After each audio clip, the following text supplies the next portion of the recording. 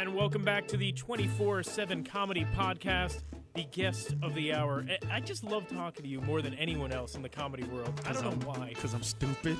No, because you'll talk to me. Carlos Mencia. Because I'm the only one willing to talk to you. I'm the only one willing to take your little bullshit comedy thing seriously. Wow. That kind of hurts, man. I bring you everywhere, from the satellite companies. I feel you, dude. I feel to you. National Lampoon, and I get feel you, bro. I feel you. Carlos, where have you been, man? I mean, you were gone for such a long time. I had a chance to catch up to you in Miami. Right. You're better than ever, man. I mean, the material, everywhere you go, it's new. You played 90 minutes. Yeah. What's been going on? Where have you been? You know what? I've actually been working on a special, and which I'm ready to shoot now. So now I'm just gonna get down with the logistics, and I'm also in negotiations or talks, whatever it is, with some networks and producers about a TV show. So, but it's time. You know what I mean? Like here's what happens.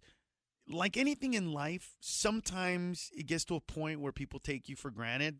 You know what I mean? Stop. No one took you for granted. Sure you did. It not in a bad way, but when you have a TV show, here's what happens.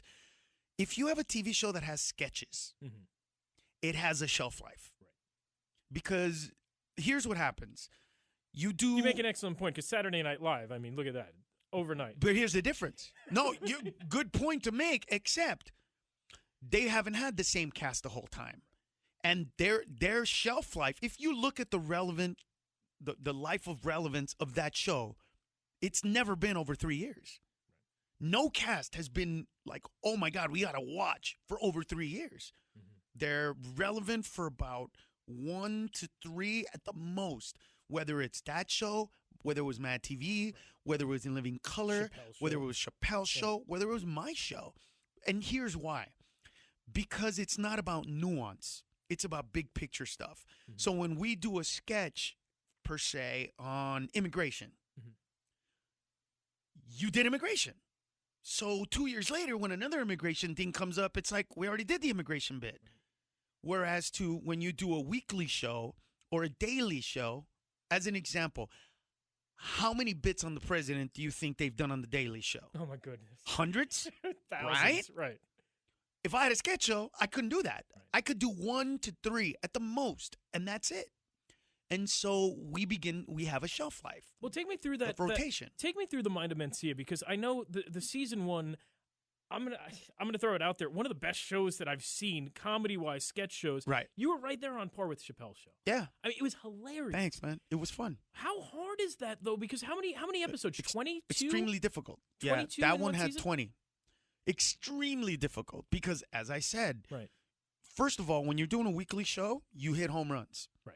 You know, whereas to what people don't understand, when you do a daily show, you can have segments that, you know, that's why pretty much every daily show has a guest. Right.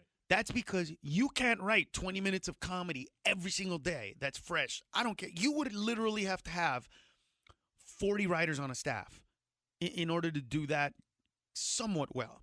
So you have to have your moment is in at the end, not very time consuming to produce, and an interview.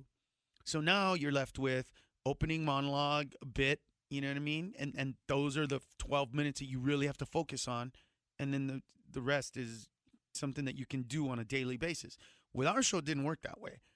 We had every single segment had to be great, and we had to try to write it to be great.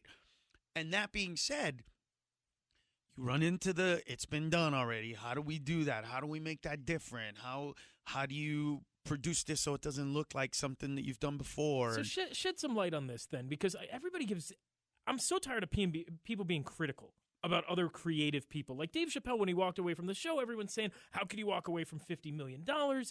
Shed some light on that, though. It's easy. Please explain. It's easy because we don't do this for the money. We never have.